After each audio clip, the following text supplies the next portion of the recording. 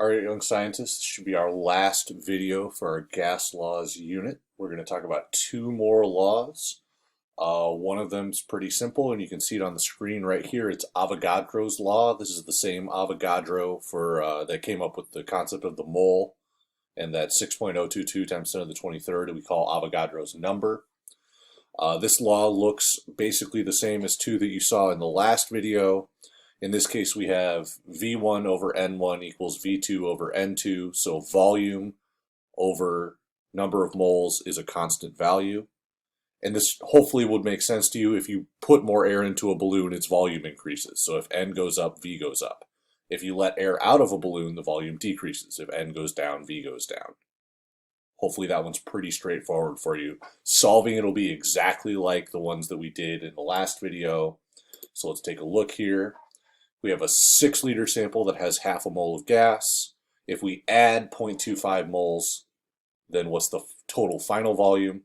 So you're going to say 6 over a half equals X over 0.25. You'll do a little cross multiply, but really we increased the amount of gas by 50%, so we're going to increase the volume by 50%. You ought to get 9 liters as the answer. Here's another practice one for you to look at. If 10 liters of a sample contains 2.5 moles, 2 liters of the gas are let out, how many moles remain? You actually probably intuitively would do this as a proportions problem, but it actually is the exact same setup. Go ahead and pause the video, try and solve it, then we'll go on to the next thing. Okay, here's the big deal equation, the ideal gas law. This puts all the pieces together.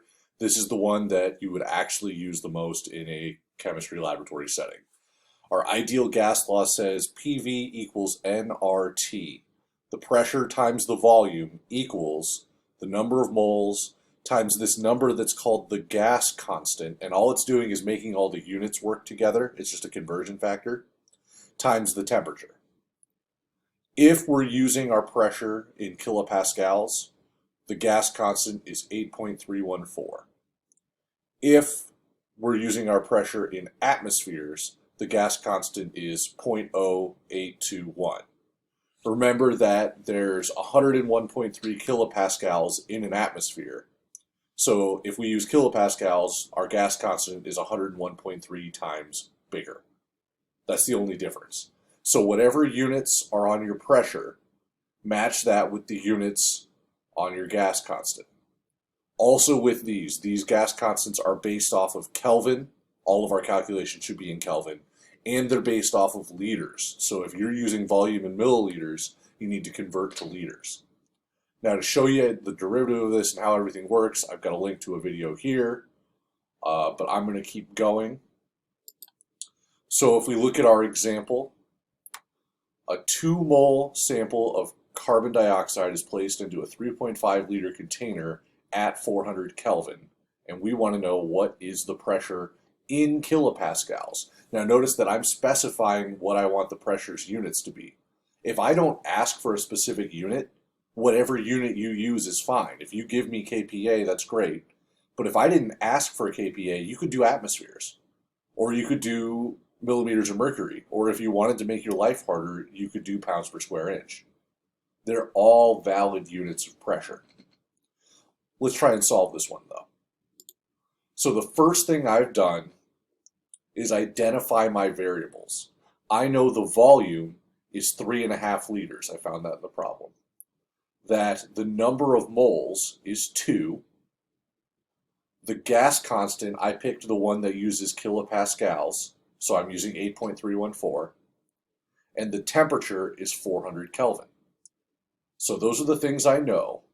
The thing I want to know is the pressure. I don't know the pressure yet. So I said PV equals nRT, pressure that I don't know, times 3.5 liters, equals 2 moles, times 8.314. Notice that the gas constant's got these silly units on it, but really it's just all of the other units put together. Don't worry about that too much. Times 400 Kelvin. Then on the next line, I didn't actually do any algebra. I just cut all the units out just to make it a little easier to see. So 3.5 P equals 2 times 8.314 times 400.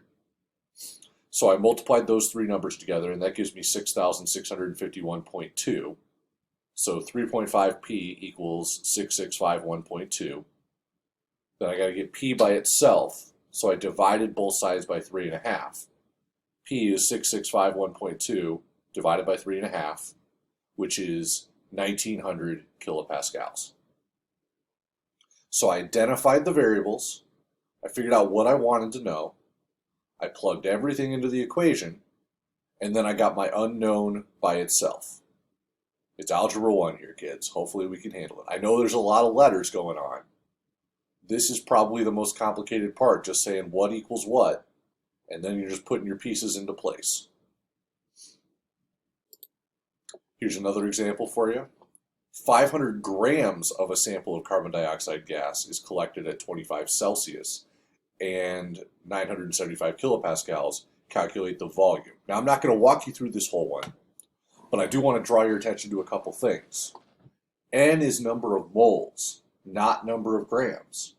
You know how to figure out how many moles is 500 grams of CO2.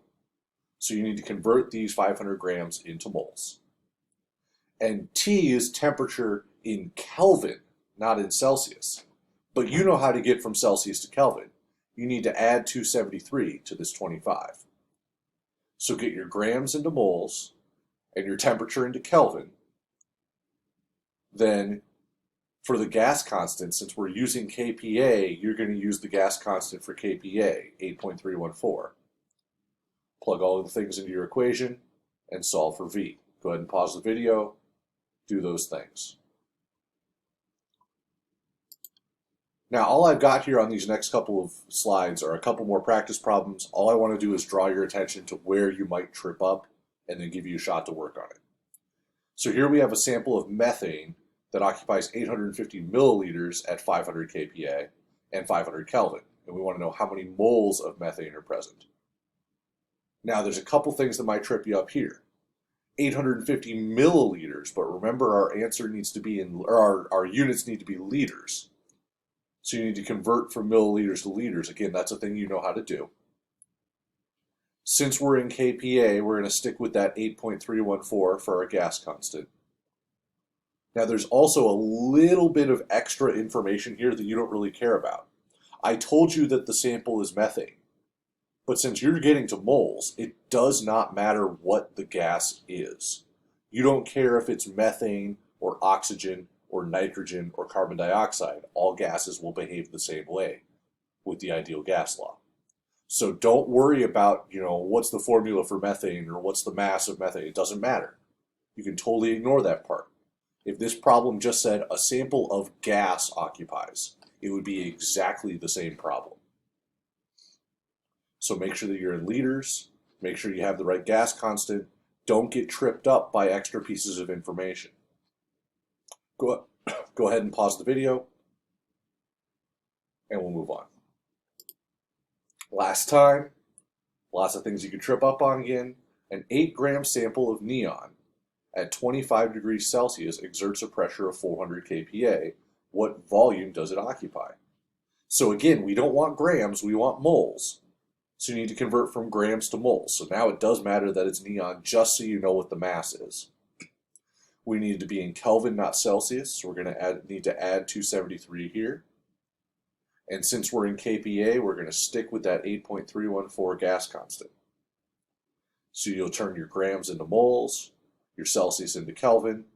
You'll plug your 8.314 in for R, and you'll solve for V. All right. That's it here. We've gone through a number of gas laws. This is the one that looks maybe the scariest, although Graham's law has that scary square root sign, so maybe you still don't like that one the best. This is the most useful one, though. If you have any questions, as always, feel free to contact me. Otherwise, you've made it through gas laws. Nice work.